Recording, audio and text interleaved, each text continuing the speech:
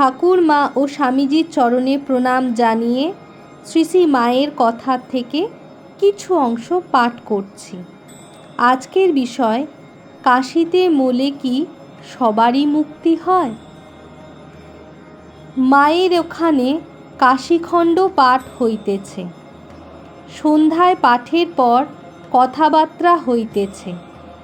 তো মায়ের ওখানে কাশীখণ্ড পাঠ হচ্ছে, সন্ধ্যায় পাঠের পর সব কথাবার্তা হচ্ছে।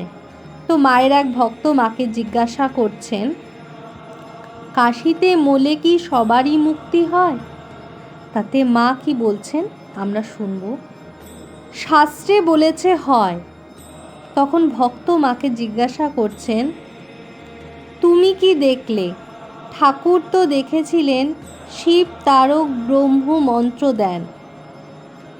মা, কি জানি বাপু, আমি তো কিছু দেখিনি। তখন ভক্ত মাকে বলছেন, তোমার মুখে না শুনলে বিশ্বাস করি নে। তখন মা বলছেন, ঠাকুরকে বলবো। ঠাকুর এ বিশ্বাস করতে চায় না, আমাকে কিছু দেখিয়ে দাও। ইহার পর আমি মুসলমান রাজত্বে ভারতে নানাবিধ মন্দির ধ্বংসের উল্লেখ করিয়া জিজ্ঞাসা করিলাম, এই যে এত অত্যাচার, তার তিনি কি করলেন? মা, তার অনন্ত ধৈর্য। এই যে তার মাথায় ঘটি ঘটি জল ঢালছে দিনরাত, তাতেই বা তার কি? আর শুকনো কাপড় দিয়ে ঢেকে পূজা করো, তাতেই বা তার কি? তার অসীম ধৈর্য।